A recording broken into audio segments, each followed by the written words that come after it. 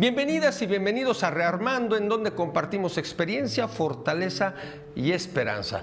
Montefénix presenta Rearmando. Las adicciones tienen solución. Hoy tenemos un episodio muy especial y profundamente humano. El tema será del placer al dolor, adicción y trastornos alimentarios. A veces buscamos en el placer una salida, una pausa al dolor, una forma de sentirnos vivos, aunque sea por un instante. Pero cuando ese placer se convierte en necesidad, en castigo o en control, deja de sanar y comienza a destruir. La adicción y los trastornos alimentarios no son elecciones, son gritos silenciosos, gritos del cuerpo, del alma que piden ser vistos, escuchados o comprendidos. Hoy en Rearmando vamos a mirar más allá de la apariencia, más allá del juicio, para entender el origen del dolor y empezar a reconstruir desde la compasión. Y para eso tenemos a un especialista en el tema. Ella es médico especialista en adicciones de nutrición clínica y trastornos de la conducta alimentaria. Es egresada del Instituto Politécnico Nacional con especialidad y maestría en adicciones por el Centro de Estudios Superiores Montefénix. Asimismo, cuenta con una maestría en nutrición clínica por la Universidad Anáhuac. También ha complementado su formación con diversos diplomados especializados. Entre ellos está nutrición clínica enteral y parenteral en el Hospital Regional Licenciado Adolfo López Mateos, en el ISSSTE, trastornos de la conducta alimentaria y obesidad en la Universidad Anáhuac. Un diplomado internacional en acompañamiento terapéutico para TCA y patologías asociadas, con énfasis en recursos de intervención para hospitales residenciales y la vida cotidiana. También es participante activa durante 17 años en el programa de recuperación para internas con adicción en Clyder, médico en el Centro de Integración para Adictos y Familiares en Montefénix desde hace 18 años. Actualmente se desempeña como coordinadora médica en Clínicas Clyder y forma parte del servicio médico de la Dirección General de Atención a la Salud de la UNAM. Es docente del Centro de Estudios Superiores Montefénix y ella es la doctora Cindy Loredana Ávila Galindo.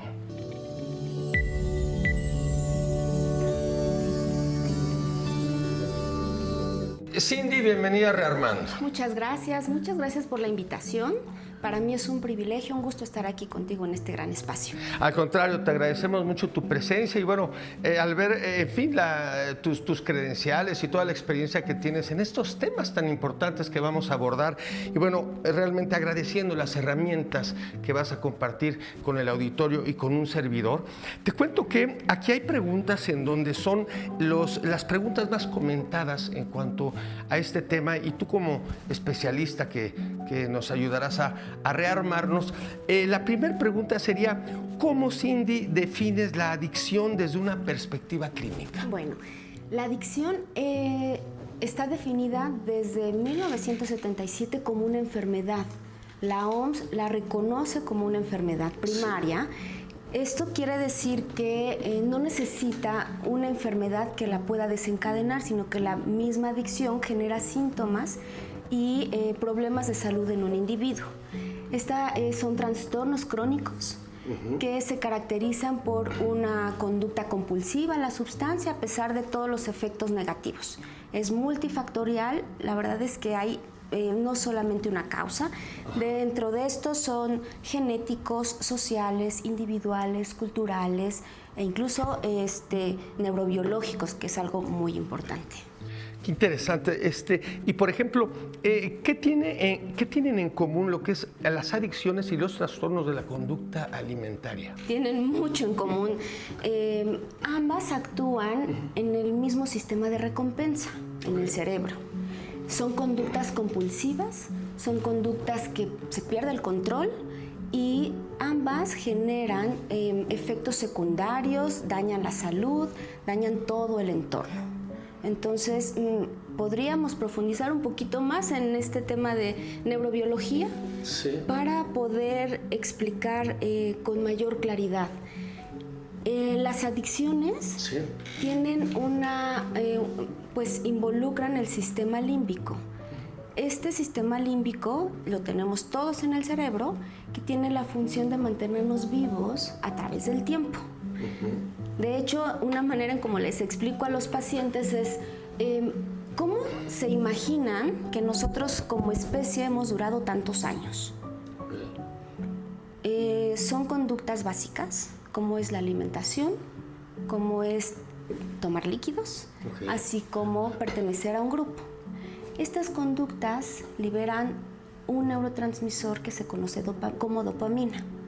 Esta dopamina, al liberarse, genera mucho placer.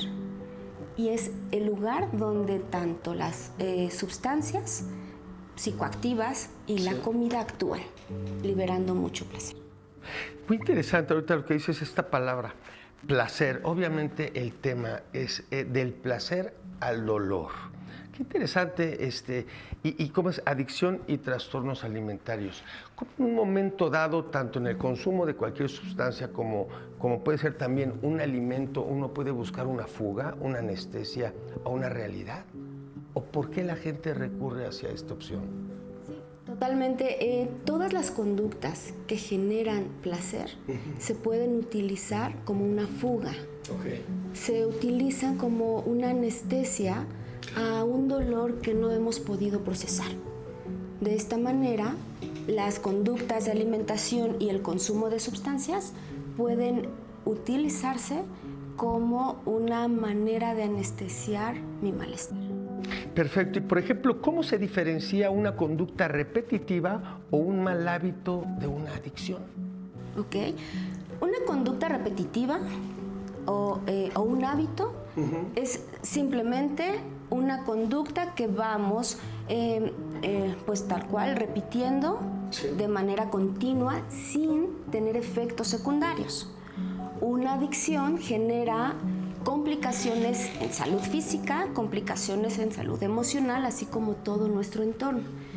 Y no sé si aquí pudiera comentar cuáles son los criterios para definir qué es una adicción. Por supuesto que sí.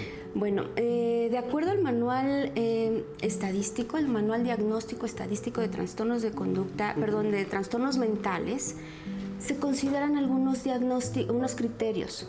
Dentro de estos se consideran dos de algunos que voy a mencionar para que se presente la adicción. Esto es en un tiempo de 12 meses. Por ejemplo, un consumo que pueda generar problemas físicos, ¿no? Otro de ellos es que este consumo genere problemas al entorno, ¿no? En donde no se cumplen las cosas que se esperan de mí.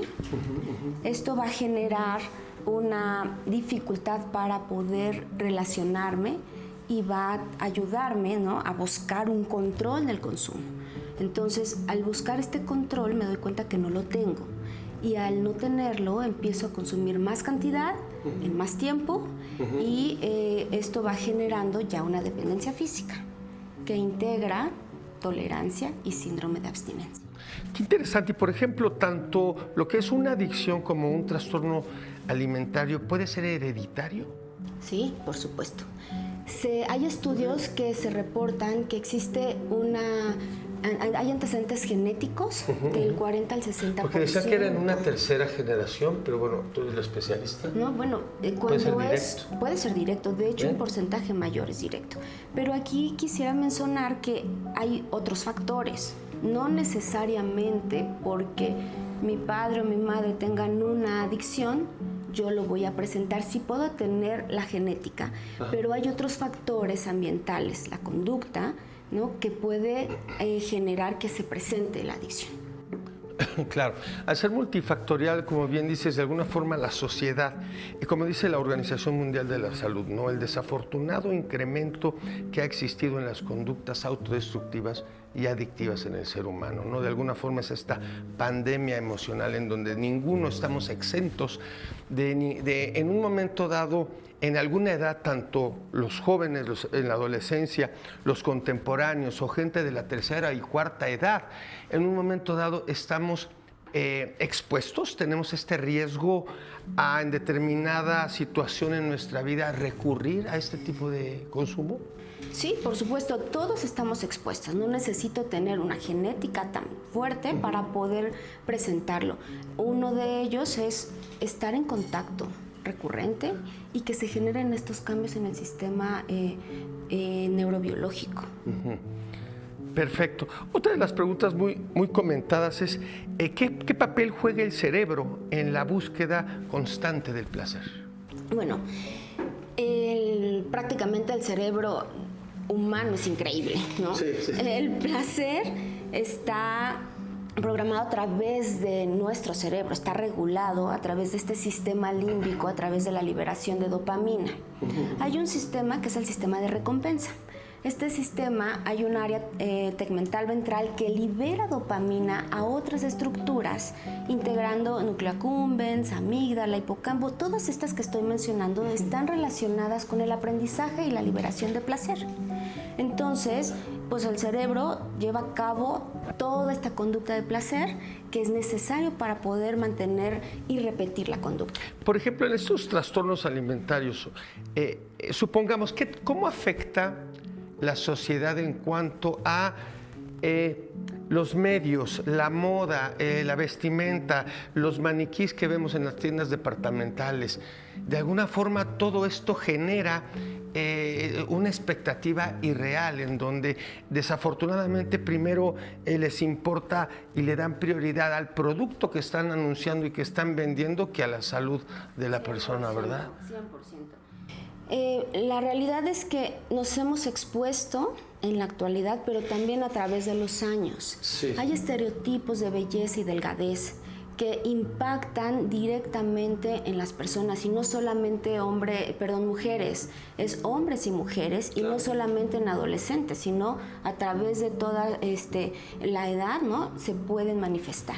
Siempre este estereotipo de delgadez, esta necesidad de ser como me lo imponen, genera y fortalece mucho la conducta. Por ejemplo, ¿por qué la comida puede convertirse en un escape emocional? La comida, al liberar mucha dopamina, libera placer, ¿no? Se siente el placer. Sí. Y empieza a haber una distorsión. La comida tiene la finalidad de nutrirnos. Sin embargo, cuando no tenemos ese apetito biológico de hambre, saciedad, sino que recurrimos a la comida para poder tapar un vacío, para poder cubrir un dolor, es cuando se genera repetir la conducta para poder salvarme, ¿no? Para poder anestesiarme. ¿Cómo saber, Cindy, cuando es una línea muy delgada, cuando uno desafortunadamente en esto ya puede llegar a tener una anorexia? ¿Qué sucede con esta palabra? ¿Que la anorexia es controlable, desaparece, se cura, no? Bueno, definitivamente la conducta de la restricción sí es curable. Okay. Sin embargo, requiere mucho tiempo, pero se necesitan cambios no solamente en volver a comer. Claro. Porque la anorexia y los trastornos de conducta alimentaria son enfermedades emocionales. Entonces se requiere un equipo multidisciplinario para poder acompañar tanto al paciente como a la familia. Claro. Que pueda, sí, se cura la conducta, pero hay que considerar, ¿no?, que puede estar activa o no. ¿Y la bulimia se incluiría en esta misma forma? Me refiero a los trastornos de conducta alimentaria. Perfecto. Algo que es muy común es que, y es importante mencionar, es que en la adicción, ¿no?, es incurable. Sí. Los trastornos de conducta alimentaria también hay conductas muy aprendidas y arraigadas, pero a lo que se refiere es a la restricción o a la conducta purgativa como el vómito. Eso sí puede parar en un tratamiento multidisciplinario. Perfecto. ¿Qué tipo de alimentos están más asociados al circuito de recompensa cerebral? Definitivamente son alimentos con mucho azúcar, alimentos con muchas grasas, alimentos con mucha sal. Recordemos que somos especie y todos estos alimentos nos dan mucha energía. Claro. Solo que ahora la obtenemos por otro medio. Perfecto. ¿Qué señales pueden indicar que alguien está perdiendo el control sobre su forma de comer? Bueno, normalmente las personas no siempre lo identifican. Primero lo identifican las personas cercanas, la familia, los amigos, la pareja. Las señales principales es cambios de hábitos, se empiezan a quitar algunos grupos de alimentos, empiezan a presentarse ayunos prolongados, empiezan a haber o momentos de mucha compulsión o medidas purgativas como pueden ser vómito, laxantes, diuréticos, ejercicio excesivo, ¿no? Estas conductas que antes no se realizaban. Bien, ¿y cómo se relacionan la culpa, la vergüenza y el placer en los trastornos alimentarios? ¿Qué pregunta? ¿No? Bueno, es un ciclo. Sí. Empezamos con la búsqueda del placer, ¿no? Empezamos buscando como anestesiar la emoción. Y como hace un momento mencioné, el placer que genera una conducta a través de la liberación de dopamina me ayuda a tal vez sobrevivir en ese momento. Sin embargo, después de que ya tuve una ingesta, viene una culpa. Y esta culpa es por un pleito interno entre lo que yo quiero y lo que hice. Yo estoy buscando una delgadez, pero mi atracón o mi ingesta no me permite llegar a ese punto. Además de que hay pues cosas ya instaladas desde la familia en donde ni siquiera cuestionamos. Hay que mantener un peso, una imagen, una figura que no va con mi manera de comer. Esta culpa se convierte en una vergüenza y esta vergüenza nos lleva a un sufrimiento. Sí. ¿Hay una diferencia entre comer por ansiedad y tener un trastorno como la bulimia o el trastorno por atracón?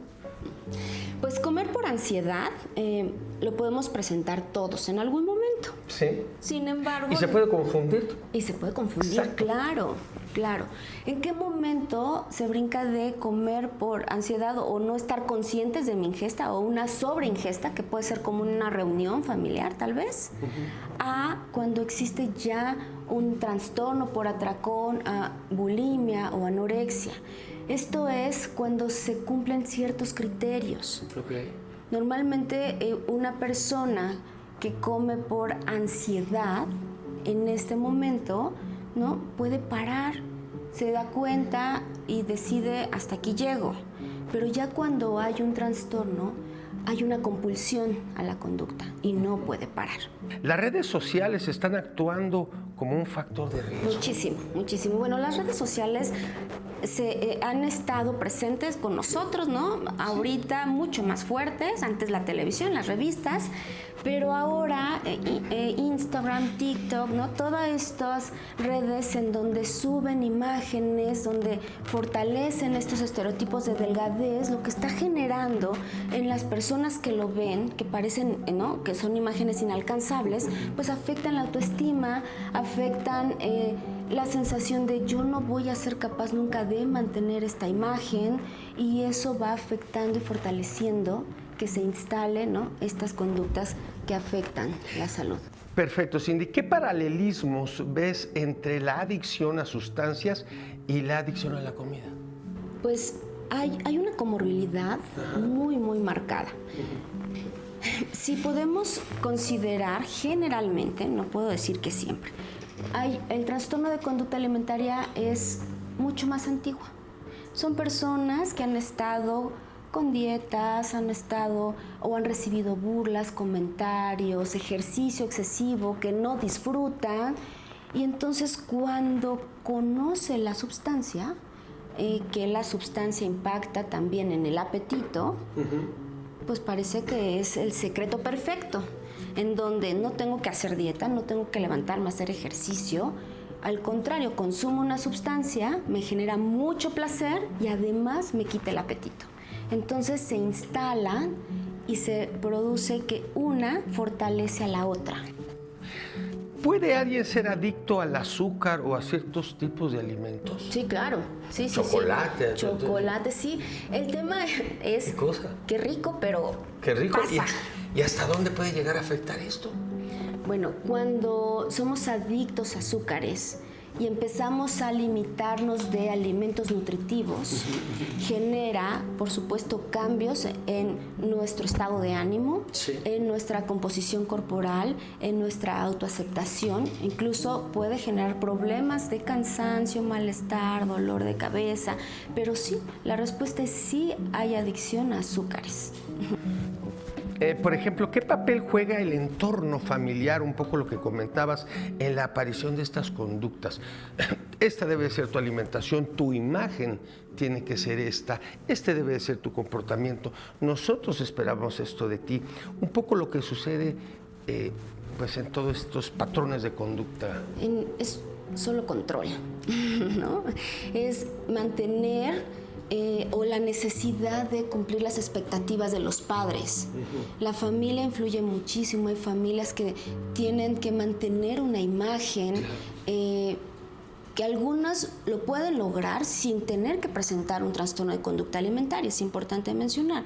Pero cuando mi composición corporal, mi herencia, mi conducta no me lleva, ¿no?, a mantener esta imagen, entonces me siento que no pertenezco a este grupo, recibo agresiones verbales, desde pequeños los llevan a nutriólogos, que eso me parece muy cruel, en donde niños que presentan sobrepeso ya están en restricciones, ¿no?, de pues postres, alimentos, porque no tienen el peso deseado o que el peso que la madre o el padre quiere. Sí, de alguna forma ahí se expone y se arriesga mucho la autoestima del hijo o la hija, ¿no? Todos estos valores, esos principios, esto...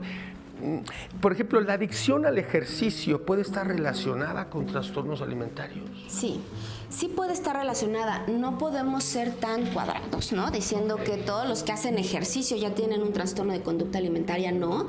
Pero sí puede ser que el ejercicio sea una medida compensatoria a la ingesta. Estoy tratando de recordar a la gente que hacemos mucho ejercicio.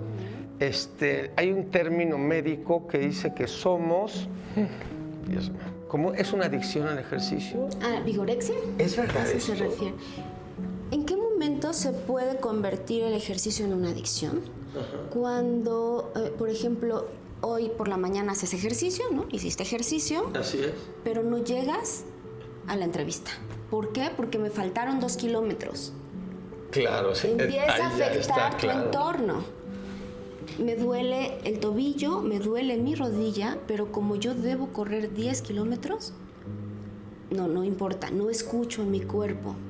Y entonces cumplo mis 10 kilómetros. Es ahí una línea tan delgada en donde la recomendación de los médicos, la recomendación de la Organización Mundial es: haz ejercicio, actívate. Pero ¿hasta qué punto? Correcto. ¿Qué es una adicción comportamental y cómo se conecta con la comida? Bueno, la adicción comportamental es una conducta relacionada al comportamiento, ¿no? Ese es el significado, porque no es usual escuchar esa palabra, no es comportamental. Y se relaciona cuando utilizamos la comida para poder cubrir nuestro dolor, para cubrir pues estas tristezas, esta ansiedad. Es ahí donde se instala. Perfecto. ¿Se puede hablar de codependencia emocional hacia la comida? Ay, sí. Bueno, codependencia emocional yo lo llamaría dependencia emocional a la comida.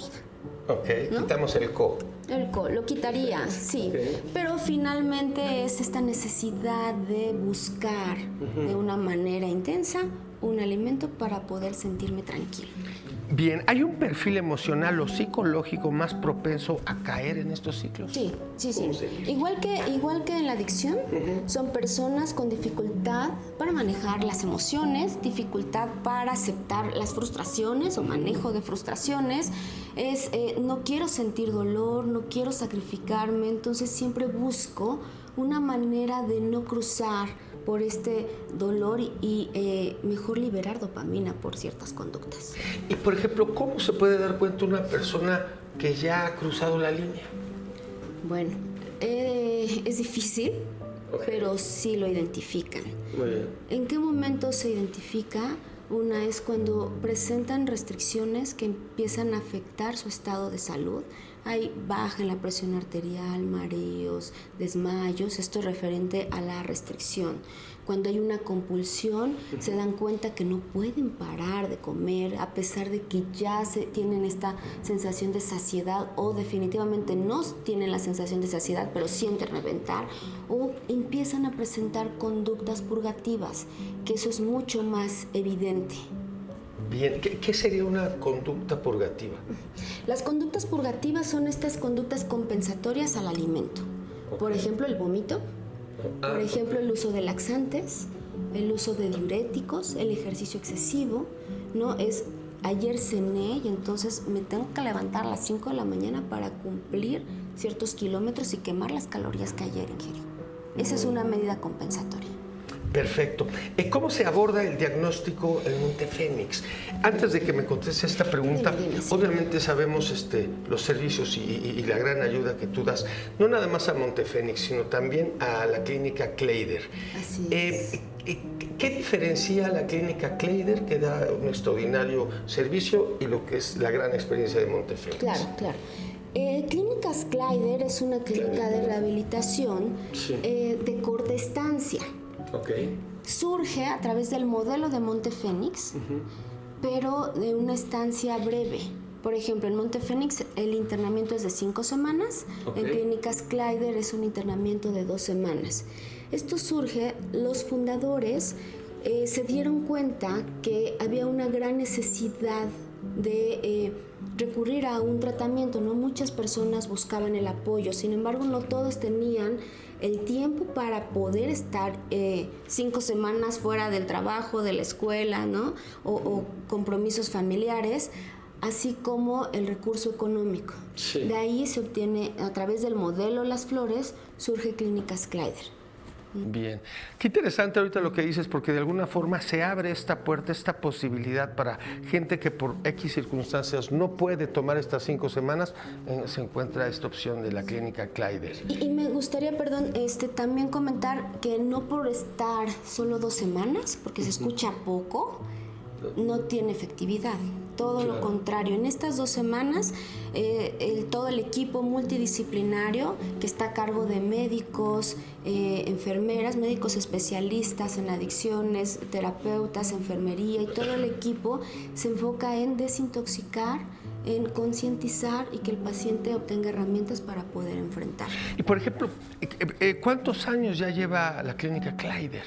Clínicas Kleider ¿Son clínicas? ¿Son varias? Bueno, así es el término clínico. Perfecto. Es solo una que está en la Ciudad de México, en San Bernabé, Avenida San Bernabé 845. Perfecto. Se surge en 1999. Entonces ya llevamos algunos años, ¿no? 25 años, más o menos, que se fundó en diciembre de 1999 y se recibió el primer paciente en el año 2000. Perfecto. Perdón, volviendo un poco a lo que era la pregunta, porque era cómo se aborda el diagnóstico en Montefénix. ¿Cómo se aborda el diagnóstico en Clínicas Kleider y en Montefénix? Claro, como es el modelo similar. Inicialmente, para poder dar un diagnóstico, cuando un paciente decide, acepta o es llevado por la familia, lo que hacemos es iniciar una valoración médica completa, se toman estudios de laboratorio para así tener un diagnóstico clínico médico. Claro. Pero a la par, o cuando el paciente ya está desintoxicado, el equipo terapéutico también realiza estudios psicométricos, estudios o intervenciones terapéuticas para que de esta manera podamos obtener un diagnóstico integral. Bien, ¿es común que las personas lleguen al tratamiento en crisis o por presión familiar? Es muy común.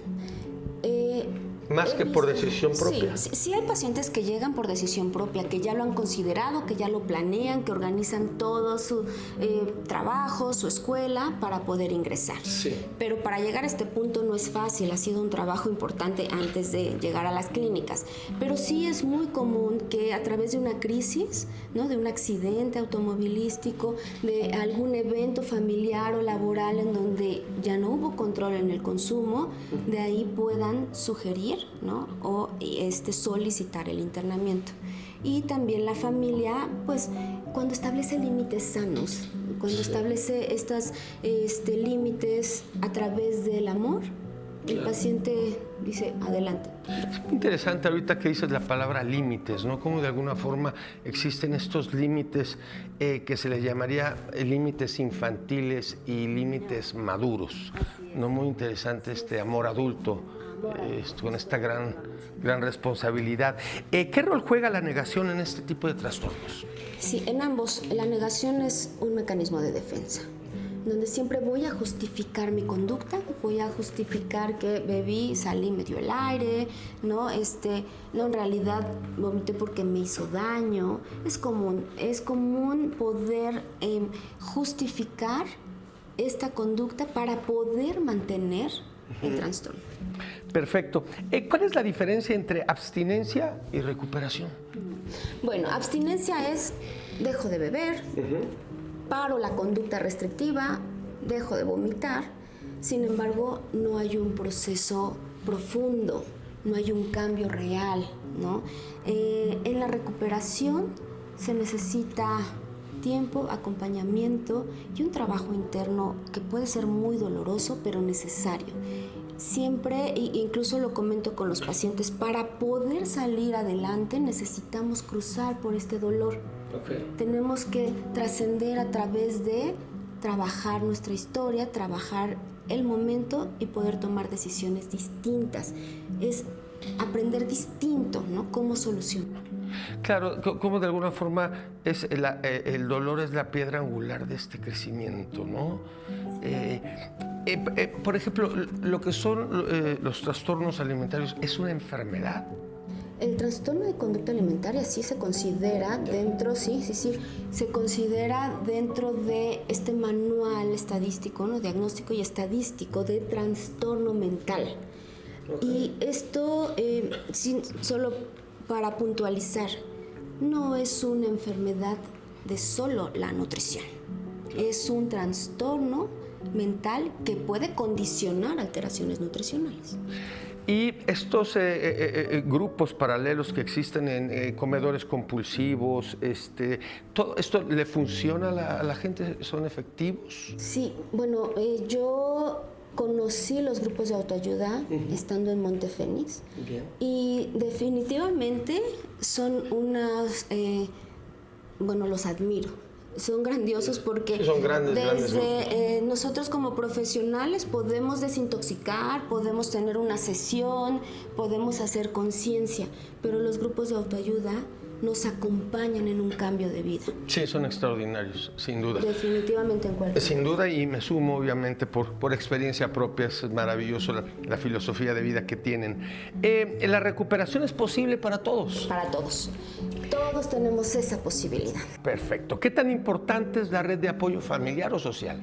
100%. Aunque hay personas que ya no lo tienen. Y a pesar de eso, salen adelante. Pero es muy importante que la familia pueda también entrar en un tratamiento. Necesitamos hacer cambios internos. El paciente que consume, la persona que consume, es el síntoma. Pero hay una dinámica familiar que está afectando, ¿no?, la conducta. Entonces, si el paciente y la familia reciben tratamiento, si hay cambios en toda la estructura y el sistema, el pronóstico es fabuloso para ti. Creo que estos servicios también los ofrece tanto Montefénix como la clínica Kleider, ¿verdad? Sí, así es. Montefénix tiene encuentros hacia el mismo 100%. Aquí voy a mencionar una diferencia que existe entre Montefénix y Clínicas Kleider. Es que Montefénix tiene encuentros familiares. Okay. Están mucho más tiempo juntos. En Clínicas Kleider, el paciente se aísla de todo el entorno. No tiene contacto con la familia porque es un trabajo interno. Sin embargo, el apoyo familiar lo tenemos de manera externa. No directamente con el paciente, pero sí hay mucha información, hay reuniones familiares, ¿no? Hay talleres con la familia en donde explicamos la enfermedad y cómo nosotros, como familiares, podemos favorecer. Perfecto. ¿Cómo se aborda la recaída dentro del proceso de recuperación? Okay. Bueno, la recaída, tal cual lo mencionas, es un proceso. Este proceso va generando ciertos síntomas, ciertas conductas que cuando se llega a presentar, en realidad el personal y todo el equipo tratamos de abordarlos buscando cuál fue la causa. El paciente le ayudamos a que identifique qué fue lo que pasó, en qué momento no identifiqué estos avisos, ¿no? Hasta que se presentó la recaída. Entonces, no porque tuvo una recaída ya no estamos atentos, todo lo contrario, debemos fortalecer, debemos acompañar, y de hecho es lo que se hace en las clínicas. Por ejemplo, en la cuestión del alimento, es como existen las adicciones que uno se va tendiendo la cama, le llaman, o actitudes de borrachera seca, o en fin, lo mismo sucede con los trastornos de alimento. Sí, empieza a haber una persona tal vez que... Exacto, ahorita sí es una reunión, o también la restricción, ¿no? Sí. En donde ya tiene un peso sano para su edad, para su estatura, y poco a poco, de manera inconsciente o consciente, ¿no? Claro. Empieza a haber esta restricción y nuevamente hay una pérdida. Cindy, ¿hay esperanza incluso en los casos más graves o crónicos? Hay mucha esperanza. Sí es posible. Hemos recibido casos increíblemente fuertes, en donde a veces consideramos que no hay forma, pero cuando se trabaja en la recuperación física, cuando el paciente recibe una atención farmacológica necesaria, un acompañamiento nutricional completo y un acompañamiento terapéutico, y el paciente quiere, por supuesto que siempre va a haber esperanza. No importa la edad. No importa la edad, por supuesto no. Y bueno, hablando de la edad, cada vez se presentan personas mucho más jóvenes, mucho más jóvenes, sí. Y hay personas de la tercera edad que tienen posibilidades de recuperar su salud y poder disfrutar la vida. Fíjate que el otro día tuve la oportunidad, igual nos hizo el favor de venir un gastroenterólogo pediatra y abordamos el tema sobre obesidad infantil. Muy atento él, obviamente, y nos regaló su experiencia, como tú en este caso. Entonces nos compartía a todos cómo la gente de la tercera y cuarta edad incluso llevan mejor alimentación que los niños, que la gente joven. ¿Qué sucede aquí con los trastornos? Bueno, los trastornos de conducta alimentaria se pueden instalar desde la infancia. Okay. Y también encontramos personas de la tercera edad que pueden presentar un trastorno de conducta alimentaria. Entonces, no es exclusivo de adolescentes o de personas jóvenes, ¿no? Y cuando la familia lo identifica en los niños, hay que abordarlo inmediatamente, así como en los adultos y en los de la tercera edad.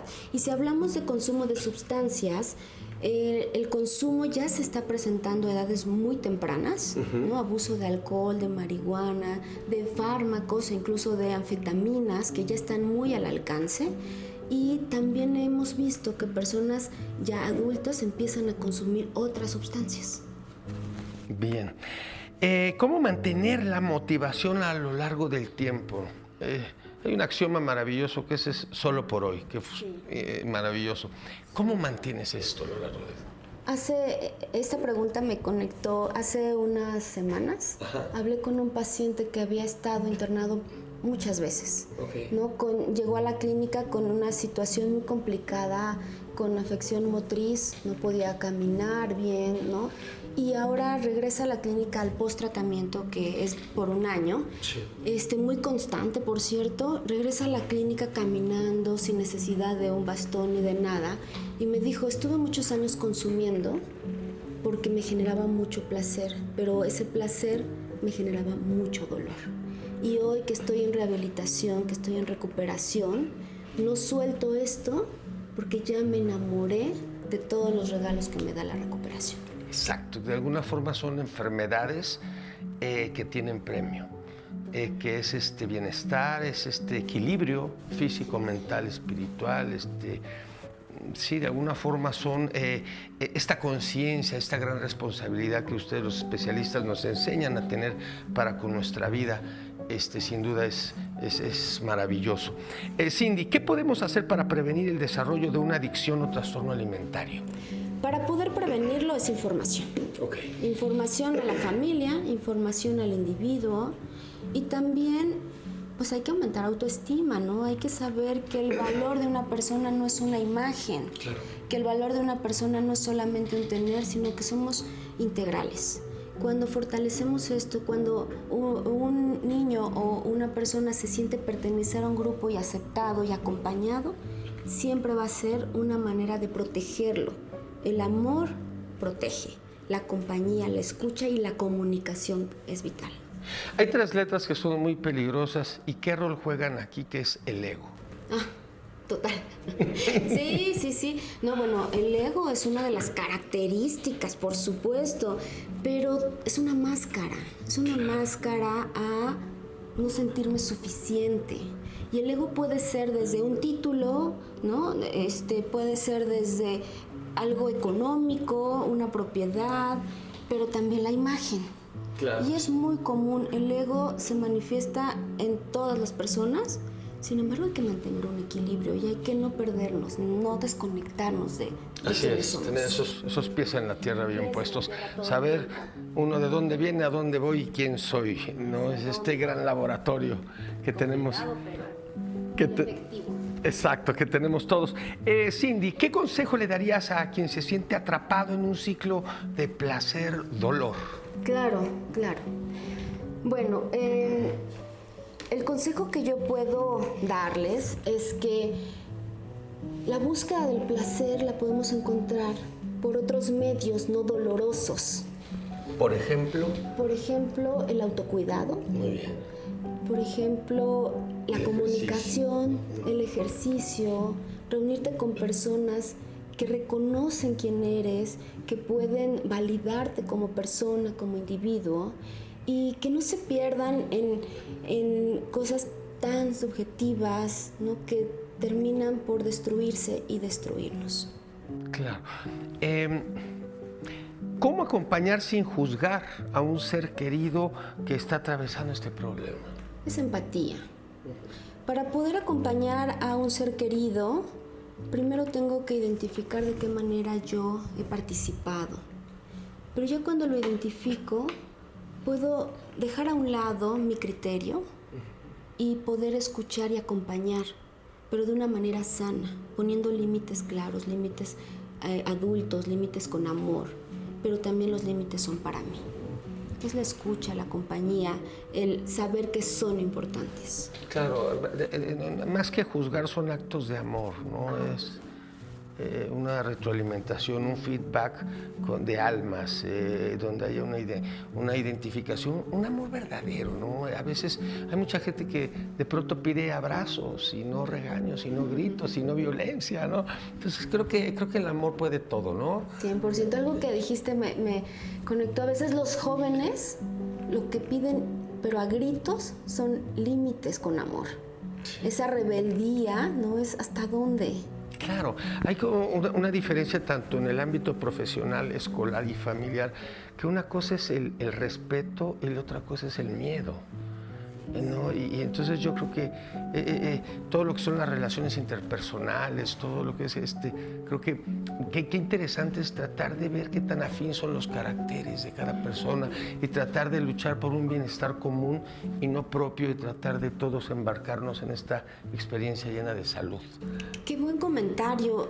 Normalmente incluso la familia ve el bienestar propio. Y cuando logramos ver el bienestar común, logramos ser empáticos con el dolor y podemos acompañarlos de una mejor manera. Claro, así es, Cindy. ¿Qué mitos comunes existen sobre las adicciones a los trastornos alimentarios que debemos romper? Bueno, las adicciones y los trastornos están muy estigmatizados. Sí. Entonces, a mí me gustaría romper la idea de que solo es en mujeres, ¿no? Los trastornos de conducta alimentaria, hombres y mujeres, que solo es en personas jóvenes. Eso no es. También en las adicciones se presenta a cualquier edad. Otra de las cosas que me gustaría es que romper es el culpable es tu mamá o tu papá o tu familia. En realidad es multifactorial.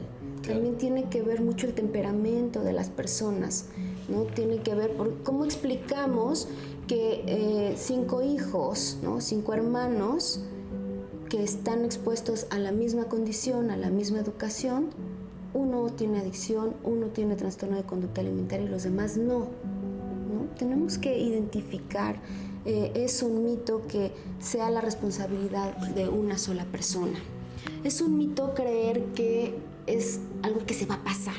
Está chavo, déjalo ir de fiesta. Está chavo, quiere hacer ejercicio. Sí, justificar. Siempre justificar. No, si no paramos a tiempo, se instalan estos cambios que mencionaba hace un momentito, de esta neuroadaptación, ¿no? Que tiene el cerebro tiene la capacidad de neuroadaptarse y entonces se instala ya la enfermedad. Hay un estudio que obviamente tú me corregirás, que creo que son las estadísticas en donde en mi caso coincide cómo el ser humano se puede acoplar a todo en 3 meses, en 90 días, a un cambio de domicilio, a un duelo por una partida de un ser querido, a una forma de alimentarse, a una respuesta del ejercicio. En mi caso coincide, dejo de fumar, en fin. Entonces el cuerpo responde. ¿Esto es real? Es real que cuando tenemos este hábito continuo genera cambios. Y esto tiene una explicación neurobiológica. El cerebro tiene la capacidad de una plasticidad, la neuroplasticidad cerebral, que es esta conexión o nuevas conexiones para poder adaptarnos. Entonces, cuando se genera placer de una manera diferente a la que estuve acostumbrado, a través del grupo, de la familia, de pertenecer, de mantenerme sin consumo, de mantener el peso sano, esta genera una nueva conexión. El problema es que se requiere días continuos. Claro. Y en la adicción, tanto en el trastorno de conducta alimentaria, queremos todo rápido.